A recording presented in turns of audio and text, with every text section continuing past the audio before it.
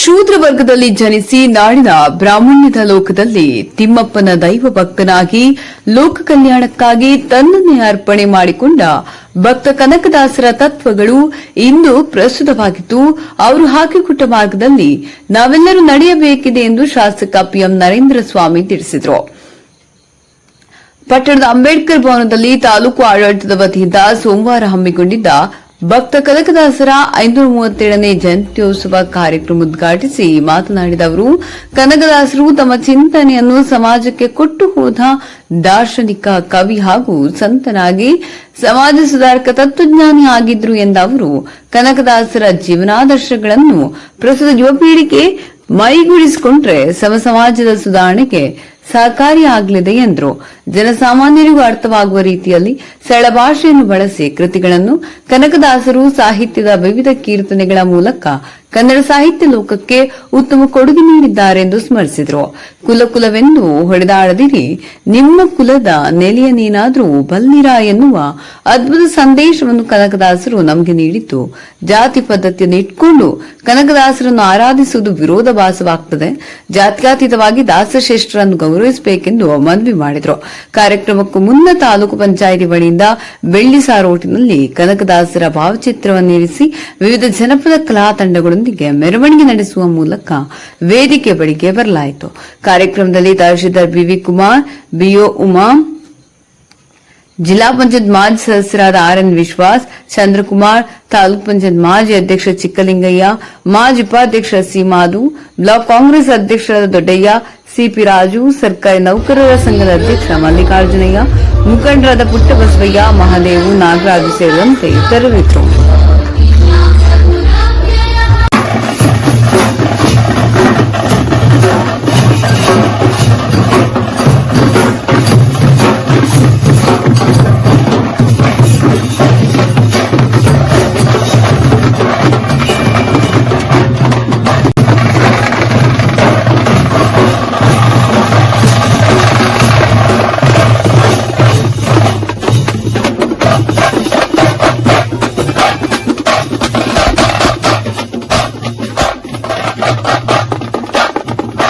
ಪ್ರಸ್ತುತವಾದಂತಹ ವಿಚಾರ.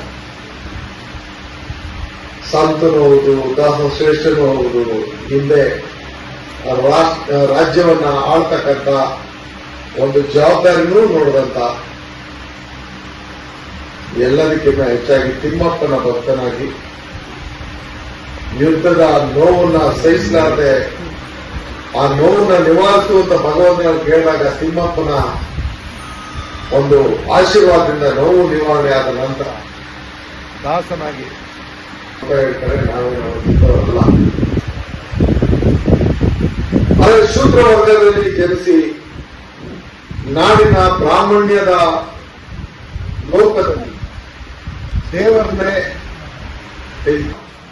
ಶಕ್ತಿಯನ್ನು ಭಗವಂತ ಕೊಟ್ಟ ಸಂದರ್ಭದಿಂದ ತನ್ನನ್ನೇ ತಾನು ತಿಮ್ಮಪ್ಪನ ಭಕ್ತನಾಗಿ ಅರ್ಪಿಸಿಕೊಂಡು ಲೋಕ ಕಲ್ಯಾಣಕ್ಕೆ ಹೊರಟಂತ ರೀತಿಯಲ್ಲಿ ಇಡೀ ಜಗತ್ತಿಗೆ ಕನ್ನಡ ಭಾಷೆಯಲ್ಲಿ, ಆಡು ಭಾಷೆಯಲ್ಲಿ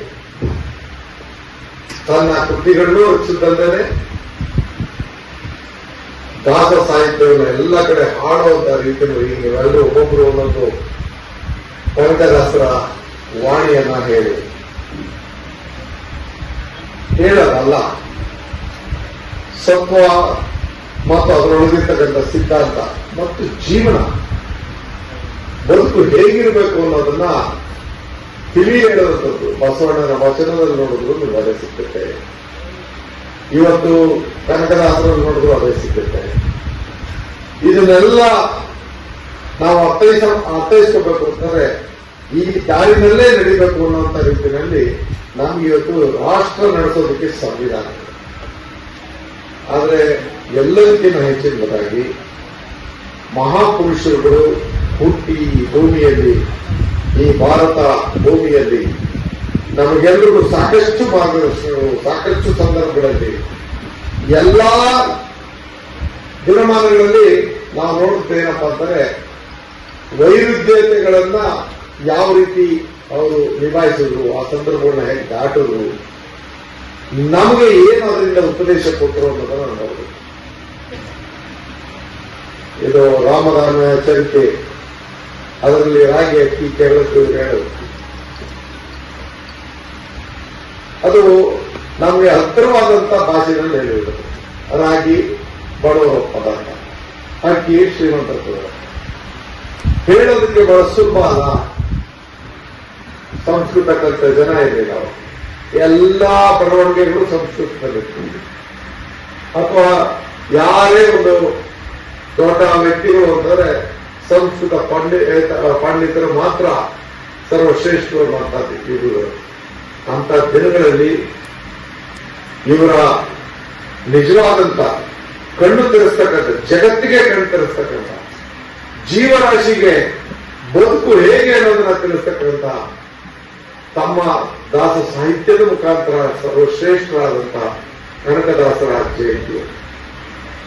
ಇವತ್ತು ಸಾಧನೆ ಯಾರನ್ನು ಮನಸ್ಸುತ್ತೋ, ಸಾಧನೆ ಮಾಡಕ್ಕೆ ಯಾರು ಬೇಕಾದ ಅವಕಾಶ. ಇದು ಸಾಧನೆ ಅಂತಕ್ಕಂಥದ್ದು ಓಪನ್ ಫೀಲ್ಡ್, ಅದು ತೆರೆದಂತ ಒಂದು ಭಾಗ. ಯಾರು ಬೇಕಾದ್ರೂ ಯಾವ ವಿಚಾರದಲ್ಲಿ ಬೇಕಾದ್ರೂ ಸಾಧನೆ ಮಾಡಬಹುದು. ಒಳ್ಳೆಯದನ್ನು ಮಾಡಬಹುದು, ಕೆಟ್ಟದ್ದನ್ನು ಮಾಡಬಹುದು. ಆದರೆ ಸಾಧನೆ ಅನ್ನಿಸ್ಕೊಳ್ಳೋದು ಯಾವಾಗ ಅಂತಾರೆ, ಜನೋಪಯೋಗಿಯಾಗಿ ಮತ್ತು ಭವಿಷ್ಯತ್ತಿಗೆ ಜಾನುವಾರುಗಳಿಗೆ ನಾವು ಜವಾಬ್ದಾರರಾದಾಗ. ಇವತ್ತು ನಾವು ಮಾಡುವಂತಹ ಸಾಧನೆ ನಮ್ಮ ಆತ್ಮ ನಂಬಬೇಕು, ಒಪ್ಪಬೇಕು, ನಮ್ಮ ಆತ್ಮ ಒಪ್ಪಬೇಕು. ಆ ದಿಕ್ಕಿನಲ್ಲಿ ಈ ಆಚರಣೆಗಳು ಮಾಡೋದಕ್ಕೂ ನಾವು ಸಾರ್ಥ ಮಾತ್ರ ದಿಕ್ಕಿನಲ್ಲಿ ಬದುಕನ್ನು ನಡೆಸಬೇಕು. ಈ ಎಲ್ಲ ವಿಚಾರಗಳು ಹಲವಾರು ರೀತಿಯಲ್ಲಿ ಮಾಡೋದಕ್ಕೆ ಅವಕಾಶ ಇದೆ. ಆದರೆ ನಿಮ್ಗೆಲ್ಲರೂ ಬೆಳಿಗ್ಗೆಯಿಂದ ಇರೋ ಊಟ ನಾವು ಕೊಡದೇನೆ ಇಷ್ಟು ಕಾಯಿಸಿದಾರೆ ಅನಿಸುತ್ತೆ. ಊಟದ ವ್ಯವಸ್ಥೆ ಇದೆ. ತಾವೆಲ್ಲರೂ ಬಂದಲಿಂದ ನಮ್ಮ ಮುಖಂಡರುಗಳನ್ನ ನೋಡಿದ್ರಿ. ಎಲ್ಲರೂ ನನ್ನ ಸುತ್ತ ಇರ್ತಾರೆ, ಅಷ್ಟೇ ಜವಾಬ್ದಾರಿ ಇರೋರು ಬಹಳ ಕಡಿಮೆ ಆಗ್ತಿದ್ದಾರೆ. ಅವ್ರು ಯಾರು ಬೇಜಾರು ತಗೊಂಡು ಸಿಗ್ತಾ ಇಲ್ಲ. ಅರ್ಥಪೂರ್ಣವಾಗಿದೆ. ನಮ್ಮ ವಿರೋಧಿಗಳಿಗೋಸ್ಕರ ನಾವು ಶ್ರೀ ಭಕ್ತ ಕನಕದಾಸರ ಜಯಂತ್ಯೋತ್ಸವದ ಶುಭಾಶಯಗಳನ್ನ ಈ ತಾಲೂಕಿನ ಎಲ್ಲ ಜನತೆಗೂ ನೀಡ್ತಾ, ತಮಗೂ ಅವರ ಮಾರ್ಗದರ್ಶನದಲ್ಲಿ ನಾವೆಲ್ಲರೂ ಒಂದಾಗಿ ಈ ನಾಡನ್ನ ಬೆಳೆಸುವಂತ ರೀತಿಯಲ್ಲಿ, ಉಳಿಸುವಂತ ರೀತಿಯಲ್ಲಿ ಮತ್ತು ಎಲ್ಲರ ಜೀವನದಲ್ಲೂ ಉಜ್ವಲವಾದಂತಹ ಭವಿಷ್ಯವನ್ನು ನೋಡುವಂತ ರೀತಿಯಲ್ಲಿ ಬದುಕೋಣ. ಆ ಒಂದು ದಿಕ್ಕಿನಲ್ಲೇ ಹೆಜ್ಜೆ ಇಟ್ಟಿರ್ತಕ್ಕಂಥ ನಮ್ಮ ನಾಯಕ ಸಿದ್ದರಾಮಯ್ಯನವರ ಆಳ್ವಿಕೆ ದೇಶ ಮೆಚ್ಚತಕ್ಕಂಥ ಒಂದಿದ್ರೆ, ಇನ್ನೊಂದು ಕಡೆ ಅವ್ರನ್ನ ವಿರೋಧಿಸ್ತಕ್ಕಂಥ, ಅಸೂಯೆ ಕೊಡ್ತಕ್ಕಂಥ ವರ್ಗವೂ ಇದೆ. ಈಗ ನಾವು ಹೊಗಳೋರ ಸಂಖ್ಯೆಯನ್ನ ಹೇಳೋದು, ತೆಗಳೋರ ಸಂಖ್ಯೆಯನ್ನ ಹೇಳೋದು ಅಂತ ನಾವು ಹೊಗಳೋರ ಪರವಾಗಿ ನಿಲ್ಬೇಕಾಗತ್ತೆ. ಯಾಕಂದ್ರೆ ಆ ಸಂಖ್ಯೆನೇ ಜಾಸ್ತಿ ಇರ್ತಕ್ಕಂಥದ್ದು. ತೆಗಳೋರು ಸದಾ ಕಾಲದಲ್ಲಿದ್ರು. ಕನಕದಾಸರಿಗೂ ಶ್ರೀಕೃಷ್ಣ ಪರಮಾತ್ಮನ ದರ್ಶನ ಕೊಡೋದ್ರಿಂದ ಜಗತ್ತಿದ್ದಾಗ ಸಿದ್ದರಾಮಯ್ಯನವ್ರನ್ನ ಈ ಕಾಲದಲ್ಲಿ ಬಿಡ್ತಾರೆ. ಆ ಜಾಗದಲ್ಲಿ ನಾವು ಆಡಳಿತದಲ್ಲಿ ಪ್ರಾಮಾಣಿಕತೆ, ದಕ್ಷತೆ, ಜನಪರವಾದಂತ ಕಾಳಜಿ, ದೀನದಲಿತರ ಬಡವರ ಕಲ್ಯಾಣ ಕಾರ್ಯಕ್ರಮಗಳನ್ನು ಒಂದೊಂದಾಗಿ ಕೊಟ್ಟು, ಹಾಲು ಕರೆಯೋ ರೈತರ ಹೆಣ್ಣು ಮಕ್ಕಳಿಂದ ಹಿಡಿದು ಶಾಲೆಗೆ ಹೋಗ್ತಕ್ಕಂಥ ಮಕ್ಕಳಿಗೆ ಪೌಷ್ಟಿಕ ಆಹಾರ ಕೊಡೋದ್ರಿಂದ ಹಿಡಿದು ಶಿಕ್ಷಣದ ಆಧುನಿಕ ಜಗತ್ತಿಗೆ ಯೋಜನೆಗಳನ್ನ ನೀಡೋದ್ರಿಂದ ಹಿಡಿದು ಅನ್ನಭಾಗ್ಯ, ಹಸಿವನ್ನು ಮರೆಸುವಂತ ಮನೆ ಜ್ಯೋತಿಯನ್ನು ಬಳಸ್ತಕ್ಕಂಥ ಗೃಹ ಜ್ಯೋತಿಯೊಂದಿಗೆ ಸ್ತ್ರೀ ಸ್ವಾತಂತ್ರ್ಯಕ್ಕೆ ಮೆರುಗು ನೀಡ್ತಕ್ಕಂಥ ಆ ಮನೆಯ ಒಡತಿಗೆ ಹಣವನ್ನು ನೀಡಿ ಆ ಹೆಣ್ಣು ಮಕ್ಕಳೆಲ್ಲ ಸ್ವೇಚ್ಛೆಯಿಂದ ಅವರೇ ವಾಹನದ ಮಾಲೀಕರು ಅನ್ನೋ ರೀತಿಯಲ್ಲಿ ಸರ್ಕಾರಿ ಬಸ್ಗಳಲ್ಲಿ ಉಚಿತವಾಗಿ ಓಡಾಡುವಂತ ಇಂತಹ ವಿರೋಧಾರ್ಥ ಕೆಲಸ ಮಾಡುವಂತ ನಮ್ಮ ನಾಯಕರ ಆಳ್ವಿಕೆಯಲ್ಲಿ ನಾವಿದ್ದೇವೆ. ಇದೇ ಬಸವ ತತ್ವ, ಇದೇ ದಾಸರ ವಾಣಿ. ಇದರಂತೆ ನಡೆಯದೆ ನಮ್ಮೆಲ್ಲರ ಆದ್ಯ ಕರ್ತವ್ಯ.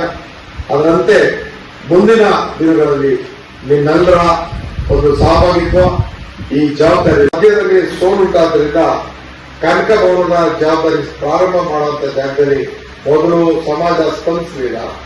ತದನಂತರ ತೆಗೆದುಕೊಂಡು ಹೋಗಿ ಇವಾಗ ಬಸ್ನಿಂದ ಇರುವಂತ ಜಾಗದಲ್ಲಿ ಮಾಡಾಗಿದೆ. ಅನಿವಾರ್ಯವಾಗಿ ನಾನು ಅದಕ್ಕೆ ಹಣ ಒದಗಿಸಬೇಕಾದಂತ ಜವಾಬ್ದಾರಿ ಇದೆ. ಅವತ್ತು ಹಣ ಬಿಡುಗಡೆ ಮಾಡ್ತಿದ್ದವನು ನಾನು. ಆದರೆ ಮಧ್ಯದಲ್ಲಿ ವಿದ್ಯುತ್ ಪೂಜೆ ಮಾಡಿಬಿಟ್ಟು ಅಲ್ಲಿ ಜಾಗನ ಇಟ್ಟು ಒಂದು ಒಬ್ಬರೇ ಇದ್ರು ಒಪ್ಪಿ ಅದನ್ನ ಮಾಡುವಂತ ಸಂದರ್ಭ ಇದೆ.